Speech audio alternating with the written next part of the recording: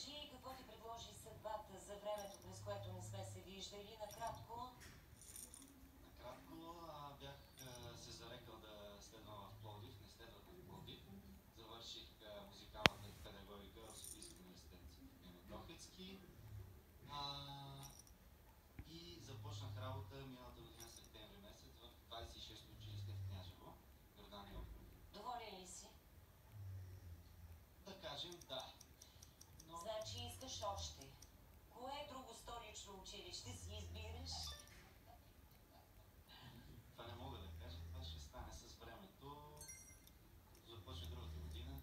Надявам се да съм в някое по-добро място. Валю Янков ти предлага музикалното училище. Любомир Дипков, опитвал ли си? Висока топка, но не съм опитал все още. Опитай на тази топка и мисля, че можеш да тръгнеш да се катериш по върха. Всичко е възможно. Шегуваме се, разбира се, толкова ни е хубаво и настроението е така приповдигнато. Сега погледни към Димитричка в Айдемир. Гледай ти, Димитричка вече е баба от няколко дни. Погледни към баба Станка, към всички останали, към Благовеста и им кажи да се готвят за коледното предаване тази година. От сега сме си го казали и ще го осъществим. Ти си. Пожелавам ви на всички да творят все така усилено групата Георги Жеков, която създадоха миналата година.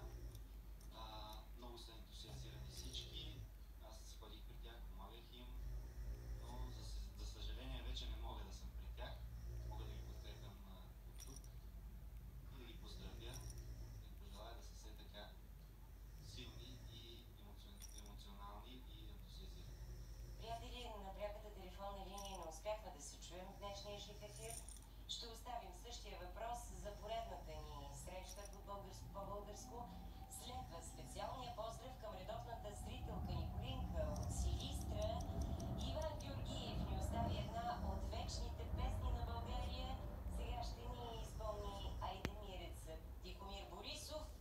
Толкова често си я пеем, седнали ми са терзии.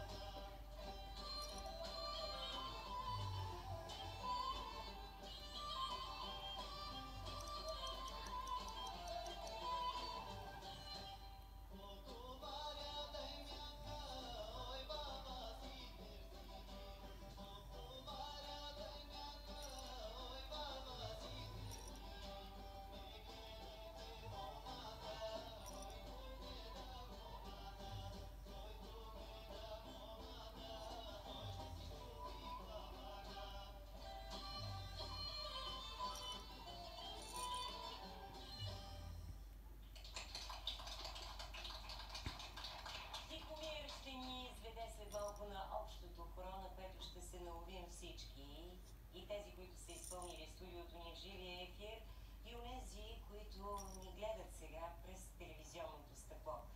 През тези близо 2 часа и половина Тошко Тодоров, технически директор на Държавния ансамбъл Филип Кутев, седи, както се казва по-български, на тръни. Дали ще отправим поздрав за неговия рожден ден? Тоше, приятелю, не сме те забравили. Желаем ти много здраве в тази блага усмивка, с която винаги ни гледаш и често гостуваш тук при нас. Избрах